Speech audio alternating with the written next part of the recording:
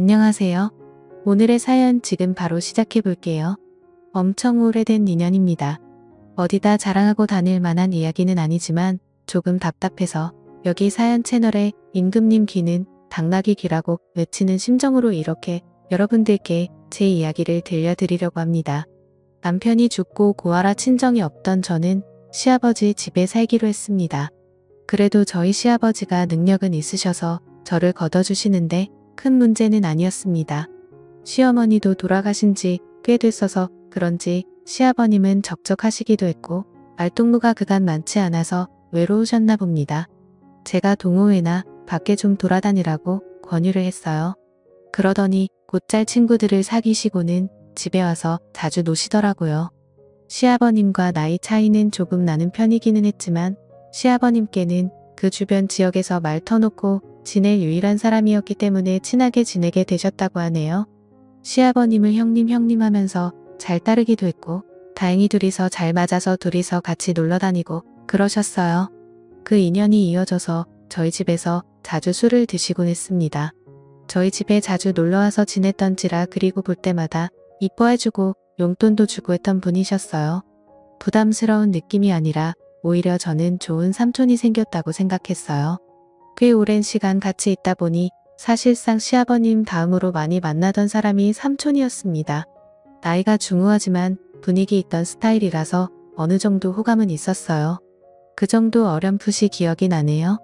제가 서울에 있는 회사에 다시 들어가면서 저희 시아버님도 은퇴를 하시게 되었고 그렇게 저희는 서울로 이사를 하게 되었어요.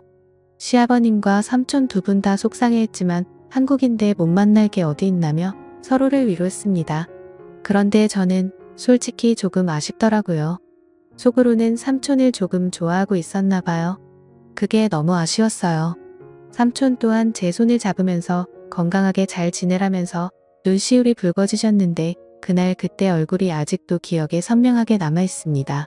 그 영향을 받아서 저는 지금도 솔직히 중년 남성이 제 취향이 되었습니다. 그런데 연상이라는 게 사실 나이 차가 한두 살 많은 연상을 말하는 게 아니었어요. 서울 가서도 연애를 하면서는 또래 남자들과 연애를 하기는 했지만 무언가 저를 채우지 못하는 것이 있었어요. 속으로 아쉬움은 많았지만 제 취향을 들킬 수 없어서 숨기기만 했어요. 남들하고 똑같이 나이 비슷한 직장인 애인을 만나게 되었습니다. 남편을 보내고 솔직히 별로 관심도 없었어서 연애를 하지 못했는데 주변에서 안타까워해서 시작한 연애이기도 했어요. 그래도 나를 받아준 사람이라 내심 많이 좋아하기도 했고 마음도 많이 썼습니다. 최선을 다하긴 했지만 한참 때인 나이인데도 이상하게 흥분이 잘 안 되더라고요. 그래도 그때 애인이 저를 많이 위해주고 기다려주고 어떻게든 맞춰보려고 이것저것 노력도 많이 했습니다. 도무지 애인한테 나는 연상이 아니면 안 될 것 같다는 말이 도저히 안 나오더라고요. 그 애인이 나쁘다고 생각하진 않는데 그도 사람인데 당연히 답답하고 힘들었겠지요. 결국 그는 저를 두고 다른 여자를 만나더라고요. 잡으려 했지만 그는 마음의 상처를 크게 주고 저를 떠났어요. 저를 위해 그만큼 희생해준 좋은 사람이었던 애인이 나를 두고 어떻게 양다리를 걸칠 수가 있나 하는 배신감이 더 컸죠. 게다가 남편을 보내고 첫 애인이었기에 애인의 바람에 저는 우울에 빠지게 되었고 그때 카카오톡도 연락처도 핸드폰에 있던 모든 걸 지워버리고 한동안 방황을 했어요. 그렇게 허무한 시간들을 보내다가 시간이 지나니까 해결이 되더라고요. 그리고 나서 다시 백업해둔 연락처를 정리하면서 카카오톡도 설치하고 정상적인 삶으로 되돌아갈 준비를 하고 있었습니다. 마지막 백업을 해둔 게 너무 오래 전이었어서 그동안의 친구 목록이 다 사라져 있었지요. 그런데 제 눈에 띄는 번호가 하나 있었으니 제가 서울에 오면서 헤어지게 되었던 삼촌의 번호였습니다.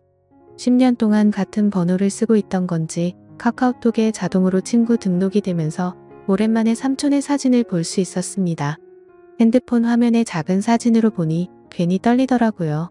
그래서 삼촌의 사진을 터치해서 확대를 했습니다. 여전히 중후한 매력 그대로였고 얼굴살이 조금 더 빠졌을 뿐 저를 설레게 했던 미소는 여전하더라고요. 어디 아는 사람들하고 산에 놀러 갔던 건지 정상에서 찍은 사진을 보니 오랜만에 마음이 설레기 시작했습니다. 그때부터 그가 어떻게 지내나 궁금하더라고요. 그런데 상태창을 보니까 메모 남겨놓은 듯이 해놓는 프로필 상태, 메시지 아무것도 필요 없다라고 약간 쓸쓸해 보이는 구절을 상태 메시지로 남겨놨더라고요. 그리고 프로필 사진으로 되어 있는데 그게 올려보면 옛날에 해놓은 거고 사진들도 다 볼 수 있었거든요. 그런데 사진이 하나도 남아있지 않은 겁니다. 지금 프로필로 되어 있는 사진을 제외하면 말이죠. 그때 직감적으로 삼촌에게 무슨 일이 있는 건가 하는 생각이 들었습니다. 저는 애인에게 받은 상실감 때문이었을까요? 아니면 그 애인과 그렇게 노력을 하며 오랫동안 사랑을 나누는데도 한 번의 만족을 못했던 게 사실은 마음속에 오래전부터 그를 품고 있었기 때문이었을까요? 무작정 짐 싸들고 삼촌이 살고 있던 예전 그 동네로 향했습니다. 하도 오랫동안 이어온 인연이다 보니 어디 사는지도 다 알고 있었는데 삼촌 집에 찾아가니 모르는 사람이 나오더라고요. 10년간 삼촌과 떨어져 지낸 시간이 너무 길어서였던 걸까요? 하지만 체감상 그렇게 오랜 시간이 지난 것 같지 않은데 다른 사람이 나오니 당황스러웠습니다.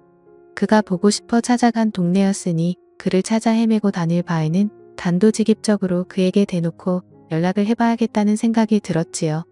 멀리 떨어져도 얼굴 못 보고 지낼 일이 있냐고 했었지만 정말 매일매일 만나던 삼촌이었는데 이사 가자마자 10년 동안 그냥 의인남이 되어버렸었거든요. 내 번호가 저장이나 되어 있으려나 사실 큰 기대를 하지 않았는데 삼촌은 전화를 받자마자 제 이름을 불러주더라고요. 이렇게 반갑게 맞이해 줄 거면 왜 지난 10년 동안 모르는 사람처럼 지내었는지 제가 얼마나 삼촌을 보고 싶었는지 몰랐나 싶기도 하더라고요. 삼촌과 저는 오랜만이라며 시아버님은 어떻게 지내는지 서울은 어떠니 회사는 다닐 만한지 별 시도 없자는 안부를 물으며 한참 동안 대화를 나눴습니다. 그러다가 삼촌도 제가 갑자기 연락을 한 이유가 궁금해졌는지 오랜만인 건 좋은데 무슨 일 있는 거냐고 왜 연락을 했냐고 물어오더군요. 그래서 솔직하게 삼촌 카카오톡에 있는 사진과 프로필 메시지를 보고 삼촌한테 무슨 일이 있는가 싶어서 저도 모르게 연락을 하게 되었다고 했습니다. 그러니 삼촌이 제 말을 듣고는 뭔가 쓸쓸하게 웃으면서 별일 없다고 하더라고요. 그래서 실은 삼촌한테 무슨 일이 있는 줄 알고 지금 이 동네까지 내려왔다. 삼촌 집까지 찾아가 봤는데 모르는 사람이 살고 있더라 하는 이야기를 꺼냈습니다. 그러니 삼촌이 조금 놀란 눈치더라고요. 밖에서 한 1시간 정도를 기다렸더니 삼촌이 헐레벌떡 제가 있는 곳까지 나오더라고요. 그래도 그 와중에 제 마음을 눈치라도 챈 것인지 옷도 멋쁘게 입고 머리도 다듬어져 있는 게 조금 멋을 내고 나온 삼촌의 모습은 제 생각보다 훨씬 더 멋있어 보였습니다. 10년의 세월이 무색하게 저를 설레게 만들던 그 남자가 내 눈앞에 있으니 묘한 마음에 휩싸이기 시작했습니다. 심지어 예전에는 항상 시아버지와 함께 셋이서 그를 만났는데 이번엔 남자 대 여자로 단둘이서 만나고 있으니 그 기분은 말할 게 없었지요. 직접 만나니 삼촌이 아무 일 없이 잘 지내고 있다던 말과는 다르게 삼촌의 현재 상황을 말해주더라고요. 사실 저희 가족이 서울로 가기 전부터 아내와 불화가 생기기 시작했고 10년이 지난 지금에서야 결국 이혼을 하게 되었다는 겁니다. 그런데 그 과정에서 자식들이고 뭐고 다 대가리 크고 나니까 자기가 회사 다니며 힘들게 키워준 것도 모르고 어머니를 따라갔다고 자기는 이제 완전 혼자가 된 거나 마찬가지라며 힘들어 하더라고요. 삼촌이 힘들다고 하는 말에 저도 사실은 이러하다며 현재 제 상황을 설명했습니다. 저 또한 큰 우울에 빠져 있는 상황이라 삼촌이 보고 싶어 여기까지 내려왔다는 그 명분을 설명하고 있던 것 같았습니다. 그런데 삼촌은 눈이 휘둥그레지면서 그런 일이 있었는데 왜 여기를 내려온 거냐고 묻더라고요. 그래서 삼촌에게 커피 말고 같이 술이나 한잔하자고 같이 술 마셔주면 다 이야기를 해주겠다고 말했습니다. 삼촌이 눈빛이 조금 바뀌기 시작하면서 어렸을 때도 자주 가던 동네 호프집으로 저를 데리고 갔어요.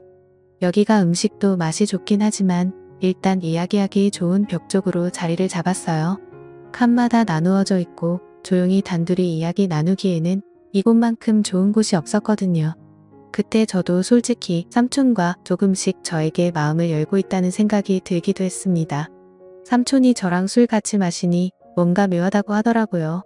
술을 한두 잔 나누다가 저도 삼촌에게 제가 애인과 헤어졌던 이야기를 하면서 사실 애인 앞에서 내가 가지 못한 이유와 노력을 해도 잘 해결되지 않았다고 말했어요. 그리고 그 문제의 중심에는 항상 다른 사람도 아니고 삼촌이 있었다고요.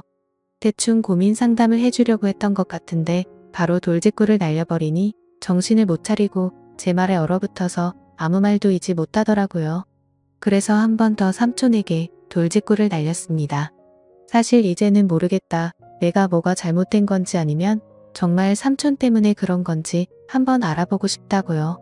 이게 해결이 되면 저도 앞으로 저한테 문제가 있는 게 아니라 억눌렸던 제 마음과 상대적인 요인을 알 수 있으니 저한테도 도움이 되지 않겠냐. 삼촌에 대한 걱정도 많았지만 나도 내 마음을 확실하게 정리를 하고 싶어서 찾아온 거다. 하고 단도직입적으로 다른 게 아니고 삼촌을 원한다는 말을 건넸습니다. 삼촌은 무슨 말을 그렇게 하냐며 손사래를 치기는 했지만 거절을 하지도 않았고 자리를 떠나지도 않았습니다. 결국 삼촌도 스스로가 맨정신으로는 할 수 없겠다는 결론에 도달했나 봐요. 우리가 암묵적인 동의를 하긴 했지만 실수나 마찬가지인 거야 라고 상황을 만들더라고요. 삼촌은 가족들과 떨어져 나와 혼자 지내고 있으니 집에 혼자서 지내고 있었어요. 집까지 데려다 달라는 삼촌의 말이 시간이 늦었으니까 자고 가라는 말이 앞으로 일어날 일에 대해서 의심을 넘어 확신이 되어가고 있는 상황이었습니다. 애인과 분위기도 많이 만들고 이런저런 시도는 많이 해봤지만 실제로는 한 번도 만족한 적이 없으니 많이 긴장이 되기도 했습니다만 솔직히 걱정할 게 없었습니다. 삼촌이 알아서 잘해줄 거라는 생각이 들었거든요. 애인과 이런저런 시도를 할 때와는 전혀 달랐어요. 이미 삼촌이 저를 부축하고 삼촌의 집까지 가는 동안 저는 이미 심장이 두근대기 시작했거든요. 결국 넘어서는 안 될 선을 넘고 말았고 다음날 아침이 돼서야 삼촌은 걱정이 되기 시작했나 봅니다. 실수라고 하기에는 이미 서로가 의도한 대로 되었다는 걸 알고 있기에 후회해도 이미 때는 늦은 상황이었으니 말입니다. 저도 직장인이기에 결국 주말을 보내고 나서 서울로 돌아가야 했습니다. 그날 이후로는 연인처럼 만나기 시작하게 되었죠. 그도 은퇴를 한 상황인데 굳이 뭐하러 제가 매주 주말에 지방까지 내려와야 하는지 싶어서 아예 그에게 생활 정리하고 서울로 올라오라고 제안을 하기도 했습니다. 하지만 그는 저한테 버림받을까 두려움이 있었는지 주저하더라고요. 그래서 제가 그에게 다시 확신을 줬습니다. 당신은 내가 10년이 넘는 세월 만에 겨우 내 것으로 쟁취한 사람이라고 이제는 절대 놓치지 않을 거라고요. 제가 시아버님께 결혼하고 싶은 남자가 있다고 말씀드렸습니다. 그리고 자리에 삼촌을 데리고 나갔을 때 시아버님은 뒷목을 잡고 쓰러질 뻔했습니다. 어차피 저는 취직 후에는 집에서 나와 혼자 살고 있었는데 집에서는 허락받지 못한 만남이기에 결국 삼촌과 둘이 살림을 합쳐서 지내게 되었지요. 언젠가는 시아버님도 저와 삼촌의 사이를 인정해줄 그날이 올 거라 믿고 있습니다. 그때까지 시간이 걸리겠지만 지금은 최선을 다해서 지금의 만족스러운 삶을 유지해 보려고 합니다. 오늘의 사연은 여기까지네요. 긴 사연 끝까지 들어주셔서 감사합니다. 구독과 좋아요 잊지 말아주세요.